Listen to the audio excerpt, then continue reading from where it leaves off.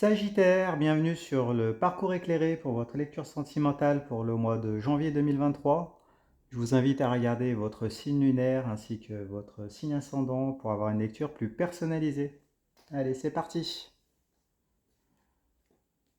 Alors, vous avez l'as de bâton, la 2 de coupe et le chevalier de denier. Bon, on va commencer avec l'as de bâton. Donc, quand vous avez un as, c'est toujours l'idée d'un départ, d'un début de cycle, hein. Ça peut être un nouveau départ également. Alors avec les bâtons, ici on nous parle de flux énergétique. Donc c'est tout ce qui a un rapport ici relationnellement, donc avec les désirs et la sexualité pour vous, du coup. Alors du coup avec l'as de bâton, ben, c'est la naissance, hein, ou la renaissance ici d'un désir, hein, du désir. Ça peut être la réalisation d'un désir aussi, hein. Bon, alors ici elle est à l'envers. Donc elle est à l'envers, donc ça peut nous dire que il y a peut-être une petite insatisfaction avec la réalisation de ce désir ou la naissance de ce désir-là. En tout cas, si c'est un désir naissant pour quelqu'un, il y a peut-être quelque chose qui vous gêne un petit peu. Alors si c'est une nouvelle personne, peut-être que voilà, il y a un problème peut-être avec sa situation à lui ou à elle. Peut-être que physiquement, il y a quelque chose aussi qui vous dérange un petit peu, ou relationnellement, sa situation vous dérange un petit peu, mais en tout cas, voilà, il y a cette montée du désir ici qui est là. Un désir voilà, qui est quand même présent et que vous avez envie de réaliser. Bon, on en saura un petit peu plus avec les cartes, avec les autres cartes. Alors, vous avez le chevalier de denier. Alors, quand vous avez un chevalier, c'est toujours l'idée d'un déplacement, ça peut être un voyage, c'est une phase de conquête aussi, hein. Et avec les deniers, ici, relationnellement, c'est un rapport avec la matérialité, pardon. Donc avec bah, avec votre relation, la matérialisation de cette relation avec la personne à laquelle vous pensez. Ça peut parler de foyer, de famille aussi, hein, donc de la construction, de la relation, d'un éventuel foyer et d'une éventuelle famille, hein, c'est possible. Bon, alors ici le chevalier de denier, il est à l'envers aussi. Donc ça veut dire qu'il y a un petit frein. Alors avec le chevalier de denier, on nous parle d'un déplacement ouais, en lien avec la relation, avec la matérialisation de la relation. Peut-être que est-ce que cette personne habite loin, et du coup vous êtes obligé de vous déplacer pour aller la voir, pour pouvoir concrétiser, matérialiser cette relation, c'est possible. Est-ce que c'est voilà, après elle est à l'envers, donc c'est peut-être quelque chose qui vous dérange. Peut-être qu'il y a voilà, peut-être une relation à distance qui peut se mettre en place, mais du coup c'est peut-être pas ce que vous recherchez. C'est possible. Ici, avec le chevalier de denier à l'envers. Bon, alors après, est-ce que c'est matériellement, est-ce que cette personne-là, elle peut pas se déplacer tout le temps? Peut-être elle est déjà prise, hein, dans une autre relation, dans un autre contexte. Donc du coup, le fait de pouvoir se déplacer pour aller se voir, ça peut peut-être être compliqué, ou peut-être que c'est vous, hein. En tout cas, il y a un petit frein dans les déplacements là, pour aller se voir et pour aller construire la relation. Bon. Mais avec l'as de bâton, on nous dit qu'il y a quand même de l'attirance, hein. Il y a du désir, il y a... Voilà. Après, est-ce que vous allez l'assouvir ou pas, on aura la réponse avec la carte du milieu ici, je pense. Alors, vous avez le 2 de coupe. Les deux, c'est la dualité. Les coupes, c'est le réceptacle des émotions. Donc ici, c'est les sentiments, l'amour. Donc du coup, là, le 2 de coupe, ben, elle nous parle ouais, de réciprocité dans les sentiments ici, hein. En tout cas dans les émotions. Donc on voit que vous semblez bien vous emboîter, entre guillemets, du moins au niveau émotionnel. Vous avez peut-être les mêmes visions de l'amour, c'est possible, hein. Il y a une certaine harmonie, une bonne entente en tout cas, hein. Une bonne entente sentimentale. Donc voilà, ça vous fait vous questionner par rapport à cette personne-là. Parce que du coup, il y a des freins. Il y a des freins, mais apparemment, l'entente, elle est là, hein. Donc bon, on va essayer de voir un petit peu plus loin ce que ça donne. Alors, vous avez le 10 de denier, la roue de fortune, arcane majeur, le 9 de coupe et le valet de bâton. Allez, on démarre avec la 10 de denier. Donc la 10 de denier, c'est toujours l'idée d'un aboutissement, hein. Une fin de cycle. Voilà, et les deniers, c'est un rapport avec la matérialité, la construction du foyer, la famille. Bon, alors ici elle est à l'envers. 10 de denier. Alors ici on nous parle ouais, on nous parle d'une famille ici, hein. La prospérité d'un foyer. Alors ici qui est à l'envers, donc qui est peut-être mise à mal. Alors si on regarde dans les dessins ici, on voit un vieil homme dans un grand domaine avec sa descendance. Il est dans la plénitude, dans l'abondance des cinq sens aussi, parce que les deniers c'est les cinq sens, avec des amis qui sont matérialisés par les chiens ici. Alors peut-être que vous avez déjà un foyer, peut-être que vous n'êtes pas libre, peut-être que euh, vous avez une famille, et du coup, comme elle est à l'envers, ben, le fait d'avoir rencontré une nouvelle personne, une personne ici, peut-être que ça peut potentiellement mettre à mal votre foyer. En tout cas, c'est peut-être ça qui vous retient d'ailleurs, hein, d'aller vers ce désir ici et de l'initier avec l'as de bâton. Peut-être que c'est ça qui fait que vous ne pouvez pas vous déplacer comme vous le souhaitez ici pour aller voir cette personne-là qui vous attire tant, c'est possible, hein. Après, c'est peut-être le contraire, c'est peut-être cette personne-là qui est dans un foyer et vous ne voulez pas mettre à mal sa famille à cette personne. C'est possible aussi. En tout cas, on semble percevoir qu'il y en a au moins un des deux voilà, qui appartient à un foyer ici, qui a construit quelque chose. Donc, bon, ça peut être un frein. Alors, à voir, on va regarder. En face, vous avez la 9 de coupe. Alors, quand vous avez un 9, c'est l'idée c'est juste avant le 10, hein. Le 10, c'est la fin du cycle. Ici, avec le 9, il y a l'imminence d'une étape décisive. Donc, à voir, hein. Alors oui, je n'ai pas dit à propos du 10 de denier, peut-être que ça signifie qu'ici, bah, la situation avec votre famille, hein, ou la famille de la personne que vous convoitez, elle est arrivée au bout de son cycle. Donc c'est peut-être en voie de se terminer aussi, c'est possible. Donc peut-être que c'est le bon moment pour pouvoir initier une relation, cette nouvelle relation. À voir. Alors ici vous avez donc le 9 de coupe. Je disais que le 9 c'était juste avant le 10.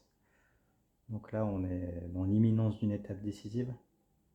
Les coupes, c'est le réceptacle des émotions, les sentiments, l'amour. Donc ici, avec le 9 de coupe, on nous parle d'une position d'attente, hein. Ouais, de l'attente d'une proposition d'engagement sentimental. Si on regarde ici les dessins, vous avez un homme qui a soigneusement exposé ses 9 coupes. Donc en fait, il étale son amour et il attend une réponse. Alors, donc ici, elle est retournée. Donc c'est-à-dire que bah, peut-être que vous attendez des gages de cette personne-là, avec laquelle vous vous entendez si bien. Vous attendez qu'elle se positionne, peut-être par rapport à sa famille, à son ex. C'est possible. Donc, du coup, voilà, pour lever les freins, là, pour pouvoir réaliser votre désir pleinement et pour pouvoir, vous avez peut-être envie de plus voir cette personne-là, bah, vous voulez qu'elle se positionne, hein, qu'elle vous offre des gages.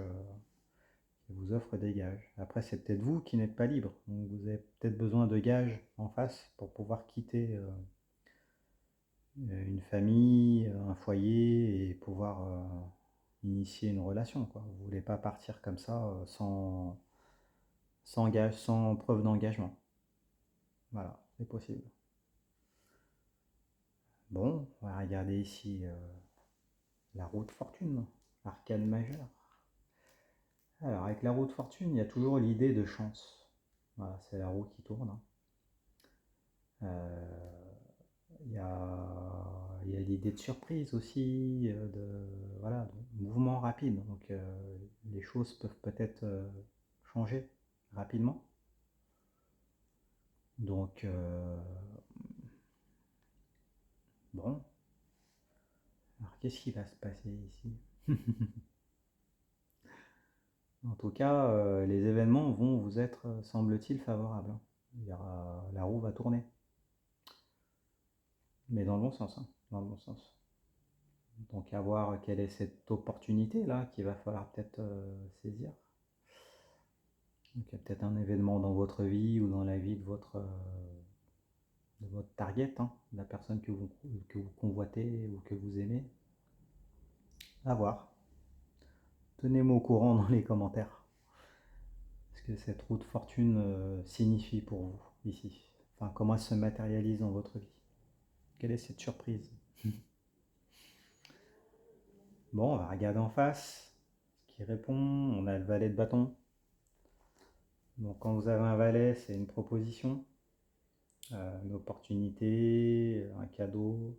Ça peut être des nouvelles aussi. Des nouvelles de quelqu'un. Alors du coup avec le valet de bâton, on nous parle de proposition sexuelle ou pour réaliser un désir, euh, d'opportunité. Alors ça fait écho à la roue de fortune ici. Alors après elle est retournée. Alors du coup est-ce que ça vous gêne de peut-être d'entamer une relation que pour du sexe? Parce que vous voulez peut-être des gages d'amour, hein. Ou apparemment le sexe c'est bien, mais vous voulez plus, hein. Réaliser un simple désir, ok, mais enfin, c'est pas vous, vous voulez les coupes, hein, vous. Vous, c'est les coupes qui vous intéressent. Le bâton, les désirs, c'est bien, mais vous, c'est plus les sentiments apparemment. Les sentiments qui vous attirent. Bon, alors à voir, hein. Bon, on en saura peut-être plus avec la suite du tirage. Alors, vous avez le chariot. Bon, arcane majeur. Le monde, arcane majeur. Ah, vous en avez beaucoup, hein, d'arcane majeur. Les amoureux. Arcane majeur. Alors, vous en avez 1, 2, 3, 4. 4 arcanes majeurs pour vous. C'est énorme. Bon, on va voir ce qui se passe, hein, mais du coup, ouais, ça va être remuant, hein, ce qui va se passer ici. Bon, on regarde le chariot. Arcane majeur. Alors, le chariot, il nous parle de maîtrise. Il nous parle de maîtrise. Parce qu'ici, le conducteur du chariot, on voit il y a deux sphinx, et qu'en fait, il doit les tenir pour qu'ils aillent dans la même direction. Donc apparemment, il y a un but commun entre la personne à qui vous pensez et vous, qu'il va falloir harmoniser, il va falloir s'entendre pour aller vers ce but. Il y a ce sentiment de maîtrise là, va falloir tenir le cap, tenir les rênes pour avancer dans la même direction. Bon, en tout cas, apparemment, c'est pas impossible que vos objectifs convergent, si elle est à l'endroit. Donc, apparemment, on nous dit qu'avec des efforts de part et d'autre, voilà, vous pouvez avoir des projets en commun avec cette personne-là. Alors, en face, vous avez les amoureux, arcane majeur. Alors, les amoureux, elle vous dit que vous êtes à un carrefour de votre vie. Là, vous avez un choix à faire. Va falloir décider, là. Parce que du coup, vous avez des désirs à réaliser. Les amoureux, il y a beaucoup de désirs ici. Vous êtes dans une phase de séduction. Il va falloir se positionner.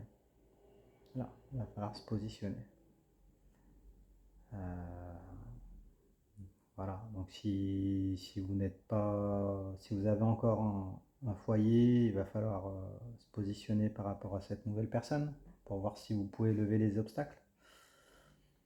Et si c'est cette personne qui n'est pas disponible factuellement, il va falloir aussi voir si vous persistez quand même et si vous envisagez d'avoir des projets avec cette personne-là, ou si vous restez dans votre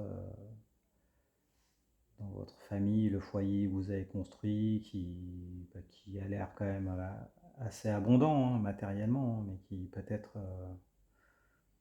ne satisfait pas tous vos sens. Voilà, c'est peut-être un couple qui est arrivé un peu sur la fin. Et donc du coup, il va falloir vous positionner avec les amoureux, si vous avez le choix. Vous êtes à un carrefour de votre vie. Bon, on va regarder la carte de synthèse avec le monde. Arcane majeur. Alors, le monde, c'est la meilleure carte du tarot. D'accord? Ça nous parle de victoire, ça nous parle d'accomplissement, ça nous parle de toutes ces choses-là. Victoire totale. Alors après, elle est retournée. Donc ici, cette carte, elle vous dit qu'il y a matière à faire avec cette personne qui est dans votre cœur, qui vous attire en tout cas. Mais que par contre, vous n'obtiendrez pas tout ce que vous souhaitez. Voilà. Vous ne pourrez pas tout avoir. Vous réussirez, c'est sûr. Même si elle est à l'envers, ça reste quand même une victoire. Après, voilà. Il y aura. Alors, est-ce que passer la phase de lune de miel, on se rend compte que des défauts de l'autre, c'est possible. On a peut-être tendance à idéaliser toujours dans un premier temps. En tout cas, oui, vous pouvez réussir. C'est clair. Il y aura voilà, peut-être des concessions à faire, peut-être un sentiment d'insatisfaction un petit peu. Il manquera un petit peu quelque chose. C'est possible, peut-être que vous allez devoir tourner le dos à certaines personnes aussi. Vous allez perdre des appuis. C'est possible. Ce ne serait pas étonnant d'ailleurs si voilà, quand il y a séparation et puis mise en couple avec quelqu'un d'autre, il y a toujours des personnes qui prennent parti, d'autres qui s'opposent. C'est possible. Après, ça peut être valable du côté de la personne que vous convoitez, qui va devoir tourner le dos à certaines personnes pour pouvoir avoir cette victoire avec vous. C'est tout à fait possible. Bon, en tout cas, il y aura des petits grains de sable qui viendront s'immiscer dans les rouages. Voilà. Bon, écoutez, si on regarde les cartes qui sont retournées maintenant, pour pouvoir donner des conseils. Alors après, si on part de la base, il y a quand même compatibilité avec la personne là que vous avez dans la tête. Il y a compatibilité. Après, dans les faits, dans la réalité, il y a des obstacles. Peut-être des obstacles familiaux, des obstacles liés à la distance, pouvoir se déplacer pour aller se voir. Il y a des obstacles parce que du coup, il y a l'attente de gages, hein. On ne peut pas changer de situation sans avoir des gages. Enfin, en tout cas, c'est insécurisant. Et en même temps, voilà, il faut expérimenter pour pouvoir s'engager après, hein. S'engager puis expérimenter, c'est aussi problématique. Donc voilà, donc à vous de voir ce que vous priorisez. Est-ce que vous voulez d'abord tester avant de vous engager? Est-ce que vous attendez des gages avant de pouvoir expérimenter? Apparemment là c'est plutôt ça. Vous attendez des gages d'abord. Mais peut-être que la personne veut d'abord expérimenter. La personne que vous avez en tête veut d'abord expérimenter avant de s'engager. Donc du coup il y a un petit, pas un désaccord, mais des ajustements à faire.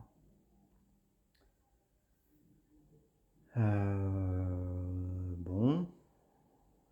Et puis après, là, il y a une petite mise en garde, hein. On dit, bon, ok, vous pouvez y aller du moment qu'il y a compatibilité.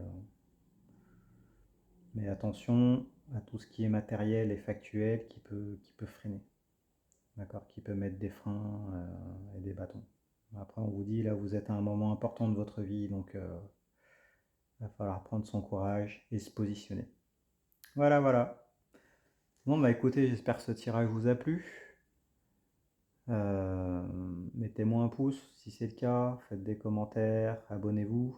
Si vous voulez une consultation privée, vous avez les informations dans la barre de description.